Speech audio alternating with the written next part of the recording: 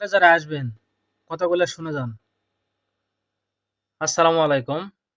আজকে কথা বলবো যারা কাতারে আসবেন এবং যারা কাতারে আছেন এই বিষয় নিয়ে কথা বলবো কি একটা বাংলাদেশি ভাই দেখেন কতটা বিপদে পড়ছে।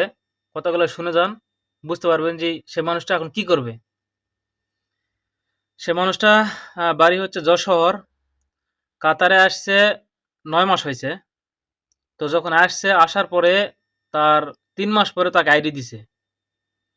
তো ৩ মাস পরে তাকে আইডি দিছে, সে আইডিতে তার আছে হচ্ছে ইঞ্জিনিয়ার টেড, আইডিতে তার ইঞ্জিনিয়ার টেড আছে।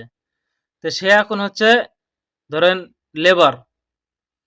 এখন কথা বললাম তার সাথে, এখন এমন একটা বিপদে পড়ছে, তার উদ্ধার নাই, বিপদ থেকে কোনো সমাধান পাইতেছে না।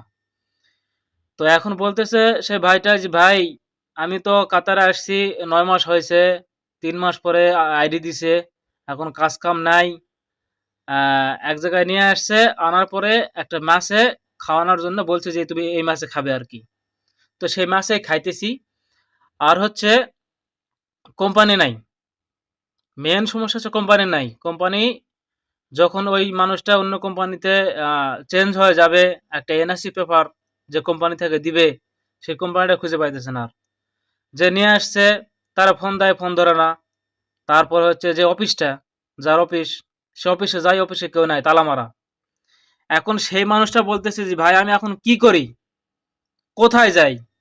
এখন আইডির মেয়াদ আছে আর ধরেন ২ মাস।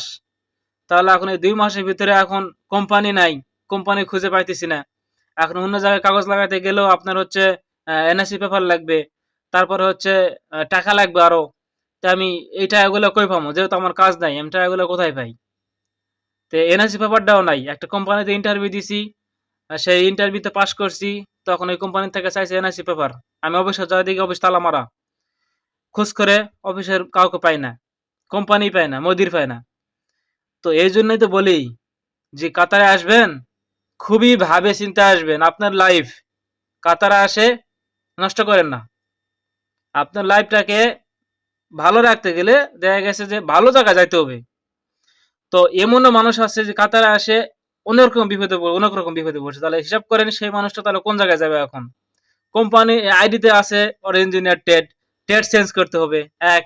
২ নাম্বার হচ্ছে অন্য কোম্পানি যাইতে গেলে এনআইসি পেপার লাগবে ২। ৩ নাম্বার হচ্ছে তার কোম্পানি খুঁজে পাইতেছে না, অফিস তালা মারা। এখন কাজ নাই, কাম নাই, কাছে টাকা নাই। এখন সে মানুষটা বলতেছে যে ভাই এত টাকা ঋণ করে আসছি আমি বাংলাদেশ থেকে, এখন যদি বাংলাদেশেও চলে যাই সেই টাকাগুলো কোথায় থেকে দিব? কি যে করি ভাই, এ কষ্ট কথা কাউরে বলি না, খুবই কষ্টতে আছি। তো মানুষটার কথা শুনে অনেক কষ্ট লাগলো আমার। এই জন্য আমি বারবার বলি ভাই কাতারে না আসাটাই ভালো।